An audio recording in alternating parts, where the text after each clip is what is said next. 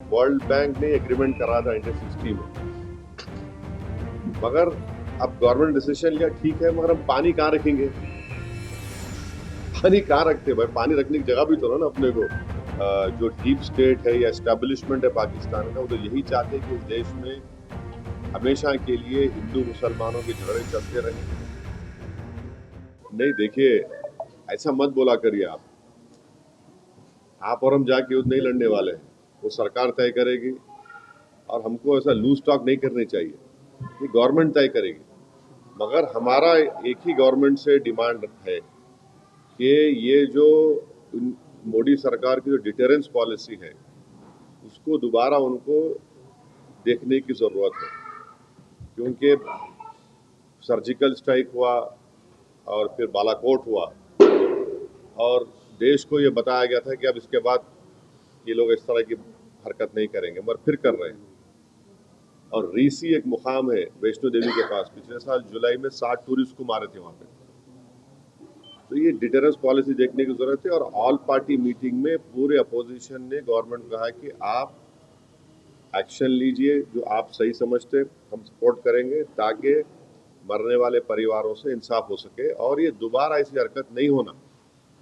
तो हम लोग तो पूरा गवर्नमेंट को सपोर्ट करें कि वो क्या एक्शन लेंगे, वो गवर्नमेंट बताएगी, हमको नहीं मालूम, आपको मालूम, गवर्नमेंट तय करेगी। मगर हमारा मानना यह है कि पाकिस्तान में ये मौजूद हैं, ये टेररिस्ट, उनको वहीं से सपोर्ट किया जाता, उनको तैयार किया था, फाइनेंस किया जाता, और अनफॉर्चुनेटली वो बॉर्डर क्रॉस कर किया है, पहलगाम तक आ गए। तो और चाहे 26/11 का हो, पाकिस्तान से आए थे, उस वक्त भी वो लोग डिनाई किए, पहले दम नहीं किए, और जब अजमल कसब पकड़ा गया तो उनको एक्सेप्ट करना पड़ा।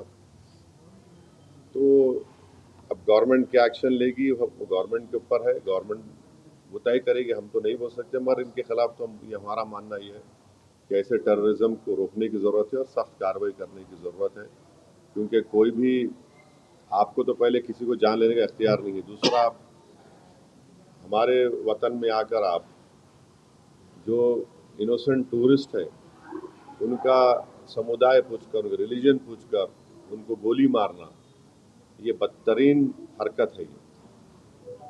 और पाकिस्तान इन चीज़ों को रोकना ज़रूरी है। पाकिस्तान ये समझना ज़रूरी है कि आप किस देश के खिलाफ ये कार्रवाई कर रहे हैं। उनका जो एनुअल बजट है, हमारी मिनिस्ट्री ऑफ डिफेंस का बजट उससे बढ़ के है। और वो लोग जो है, भारत से उनका टाइम आधा घंटा पीछे है। उन्होंने आधा घंटा पीछे नहीं है, उन्होंने 30 साल पीछे है भारत से। और वहाँ के जो पॉलिटिशियन जो ये क्या बोलते हैं, बड़बड़ापन बोलते हैं ना, ये बकबक कर रहे हैं ना, मत करो ऐसा। आप ये ठीक नहीं है। आपके घर में आप इन शैतानों को पाल रहे हैं। आपके पास बलूचिस्तान का मसला है, आपका टीटीपी का मसला है, आप उसको देखो। आप क्या बना सकते हैं वहाँ पे? दवाएं नहीं बना सकते, मलेरिया की दवा नहीं बना सकते, तुम क्या बात कर रहे हैं आप? तो ये इस तरह के जो बातें कर रहे हैं लोग, ये ठीक नहीं है। समुदाय पूछकर मारना, सिंधु नदी का पानी जो है रोकने का निर्णय भारत सरकार ने लिया, उसको उत्तर दिया कि हम बम डाल देंगे जो भुट्टो है। दोनों मुद्दों को कैसे देखिए, वो उन्होंने जो है अभी राजनीति में आए हैं, उनको ये सोचना पड़ेगा कि उनकी अम्मा को किसने मारा। टेररिज्म से तो मारी ना उनकी वालदा, उनको अगर वो समझ में नहीं आ रहा तो क्या समझाएंगे उनको भी? भाई, जिसकी माँ को उसी के होम ग्रोन टेररिस्ट ने मार दिया, तो वो बात समझो ना तुम। आपकी माँ को जब गोली मारा तो टेररिज्म है, और हमारे बेटियों को, माओ को जो मारे, टेररिज्म नहीं है क्या वो? तो उनको समझने की जरूरत है बात को। तो जहां तक इंडस वाटर ट्रीटी का सवाल है, देखिए, ये वर्ल्ड बैंक ने एग्रीमेंट करा था 1960 में, मगर अब गवर्नमेंट डिसीजन लिया, ठीक है, मगर हम पानी कहाँ रखेंगे? पानी कहाँ रखते भाई? पानी रखने की जगह भी तो ना अपने को। तो हमको वो पानी स्टोरेज की जगह बनाना पड़ेगा, मतलब पानी तो जाना पड़ेगा। तो वो गवर्नमेंट डिसीजन लिया है, ठीक है, हम उस पर, गवर्नमेंट का फैसला है, कैबिनेट कमेटी ऑन सिक्योरिटी में गवर्नमेंट डिसीजन लिए, हम उसको मानते हैं। देश में खुदाई पूछकर मारा गया, ऐसा लगता है? बिल्कुल बिल्कुल, देखिए वही तो हम कह रहे हैं कि आईएसआई हो या आईसिस हो, आईसिस खुरासान हो, या फिर आपके जो डीप स्टेट है या एस्टेब्लिशमेंट है पाकिस्तान का, वो तो यही चाहते हैं कि इस देश में हमेशा के लिए हिंदू मुसलमानों के झगड़े चलते रहें। तो इसीलिए उन्होंने हरकत की और उनका वहाँ कश्मीर में जाकर नॉन मुस्लिम को, हमारे हिंदू भाई बहनों को मारने का मकसद एक ही था कि कश्मीर को ये बताना चाह रहे थे कि यहाँ कोई नॉन मुस्लिम नहीं आ सकता।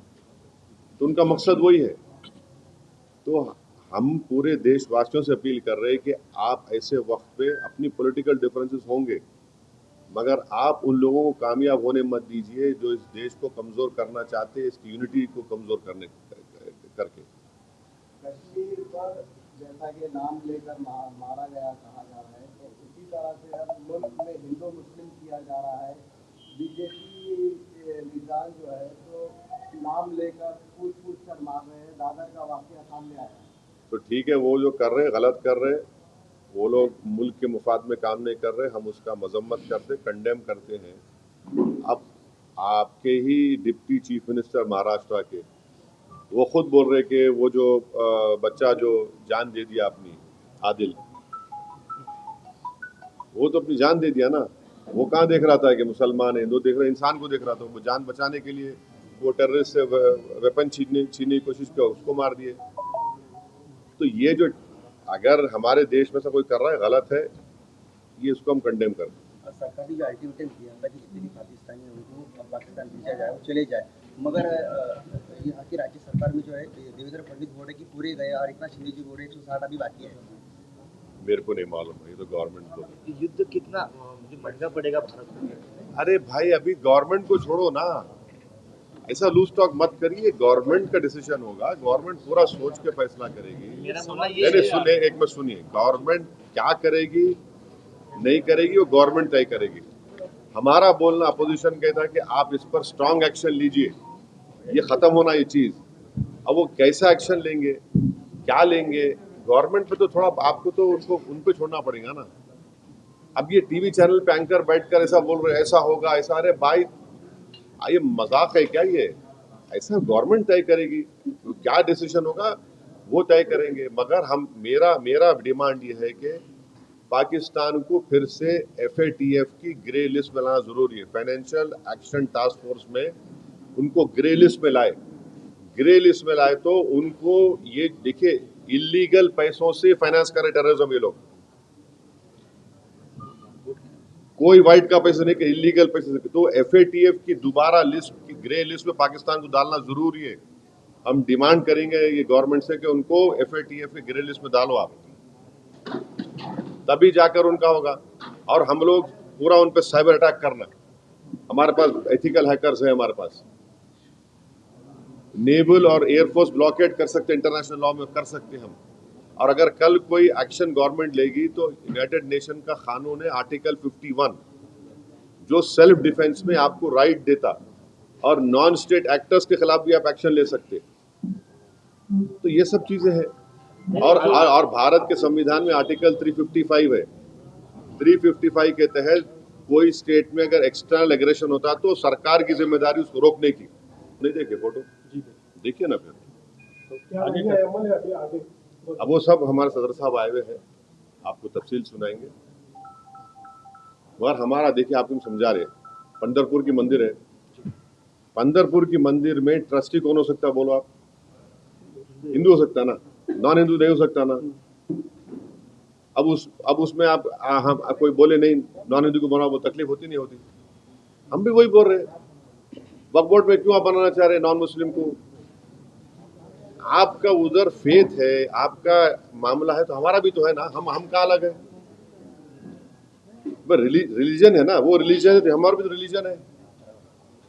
आप पंढरपुर में अगर नॉन हिंदू को नहीं बना सकते तो वक्फ बोर्ड में कैसे बनाएंगे आप दो को? क्या पूरा मेजोरिटी बना सकते, क्या बोलो आप? लेकिन बनाया नहीं जाता, लेकिन प्रावधान तो है, बन भी सकता। अरे क्या बन सकता है कानूनी बंदी तो नहीं। सुनिए, देखिए आपको नहीं मालूम, मैंडेटरी दो को बनाने का है, और दूसरे सेक्शन में रिलीजन न्यूट्रल है, तो बढ़ के भी बना सकते हो लोग। दो को तो मैंडेटरी बना ही नहीं, बना है नॉन मुस्लिम को। कैसे बनाएंगे आप? भाई मेरा आर्टिकल 26 के तहत मेरे को ये राइट है कि मैं अपने पसंद के रिलीजियस चैरिटेबल इंस्टीट्यूट को कायम करूं, और वक्फ प्योर रिलीजियस इंस्टीट्यूशन है और हम उसको कायम करें, उसको एडमिनिस्टर करने का राइट आर्टिकल 26 मेरे को दे रहा है। मूवेबल इमूवेबल प्रॉपर्टीज लेने का राइट मुझे आर्टिकल 26 दे रहा है। आर्टिकल 14 का वायलेशन नहीं है कि आप वहां पे कर रहे और मेरे को बोल रहे ऐसा करो। आर्टिकल 15 का वायलेशन है, फ्रीडम ऑफ रिलीजन का वायलेशन है, आर्टिकल 25 का। ऐसा कैसे होगा बताइए आप? और एक बात बताइए ना, आप लोग पूछते क्यों नहीं? आप लोग मीडिया वाले डर रहे कहीं को, मेरे को समझ नहीं आ रहा। महाराष्ट्र के ये कानून से भारत का सबसे बड़ा दौलतमंद जो आदमी है, जो खोजाओं के यतीम खाने पे अपना महल बना लिया, सेक्शन 2C के तहत वो मालिक बन गया। आज की तारीख में नरेंद्र मोदी ने जो कानून बनाया, सेक्शन 2C पढ़ो आप, any trust form before this act and after this act will not be Waqf property. क्यों? और आगा खानी को क्यों लेके आए? आगा खानियों से मोहब्बत पे ना पे नहीं लेके आए। अगर आगा खानियों की मोहब्बत पे लेके आते तो नरेंद्र मोदी जाके जकिया जाफरी से मिलते थे। वो आगा खानी है। ईसान जाफरी को काट के उनके जिस्म को जला दिया गया था। आगा खानियों को इसलिए लेके आए ताकि वो जो ट्रस्ट से वो जमीन खरीदे, यतीम खाने खरीदे, उसको लीगलाइज करना। आप मेरे को बताओ, बीजेपी के पैम्फलेट में लिखा हुआ है कि 70% वक्फ प्रॉपर्टीज पे इंक्रोचमेंट हो गया। अगर 70% है तो आप लिमिटेशन एक्ट अप्लाई करके उनको ओनर क्यों बना रहे? आप ओनर बना रहे ना उनको। आप देखो उनका पैम्फलेट पढ़े आप लोग, एक 4 पेज का, एक 15 पेज का बुकलेट, बकवास लिखे रहे उसमें, खुद अपने आप को वो कर रहे, कॉन्ट्रडिक्ट कर रहे। लिमिटेशन एक्ट का मतलब क्या है? 12 साल जो वहां पे बैठा हुआ है एंक्रोचमेंट करके, उसको आप मालिक बना दिए। आज मालिक बन गया वो। इवैक्यू वक्फ प्रॉपर्टीज है, इवैक्यू वक्फ प्रॉपर्टीज को आप निकाल के गवर्नमेंट कस्टडी में दे दिए, तो वक्फ बोर्ड का नुकसान हो गया ना। आप बोल रहे कि वक्फ वाल औलाद में बच्चों का शेयर मार के नहीं देना।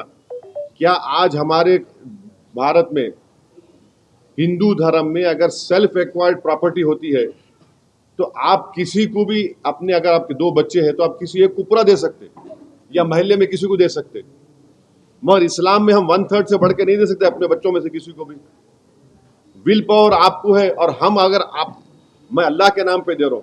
अब मिसाल के तौर पर अगर कोई हिंदू अपना पूरी प्रॉपर्टी दान दे रहा तो उसमें पूछते क्या तू बच्ची का हक मार के दे रहा है? उन्हें बोला नहीं भाई, भगवान को दे रहा हूं, अल्लाह को दे रहा हूं, मैं, मेरी प्रॉपर्टी है। संविधान में आर्टिकल 300A है, प्रॉपर्टी आपका है, मैं कुछ भी कर सकता हूं मेरे प्रॉपर्टी। आप बोल रहे नहीं, वो ऐसा नहीं कर सकते आप।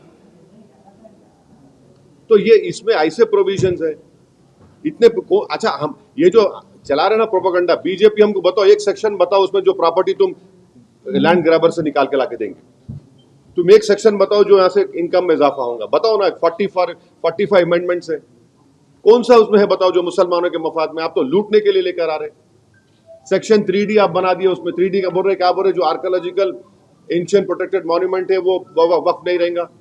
क्या मतलब भाई? आपको मालूम औरंगाबाद आपके शहर में, यहां पर अपने क्या नाम था जो वहां से अफ्रीका से आए थे उस बादशाह का, मलिक अंबर का वो नहीं है, वक्फ नहीं रहा वो। उनकी समाधि, हाँ नहीं रही, वक्फ नहीं रहा वो। कैसा होता बोलो? वो सेक्शन 3D में आप बोल दिए मलिक अंबर की खबर आप वक्फ नहीं है, कैसा बोलेंगे भाई? कई शियाओं के इमाम बड़े हैं, 200 साल पुराने हैं, एंशंट है, तो आप बोल रहे नहीं वक्फ की नहीं रहती। कैसा होगा ये? अब आपका पंचक्की है, आप पंचक्की बोलेंगे नहीं है, दरगाह नहीं है, वो वक्फ नहीं है क्योंकि एएसआई का मॉन्यूमेंट है वहां पे। आप तो छीन रहे ना हमारे से, बचा रहे कहां? कौन सा सेक्शन है बताओ आप? आप बोल रहे कि 6 महीने के अंदर पूरा पोर्टल पे चढ़ाओ। कैसे चढ़ा? 6 महीने में बोलो आप। जो नहीं चढ़ाए वो वक्फ नहीं रहेगा।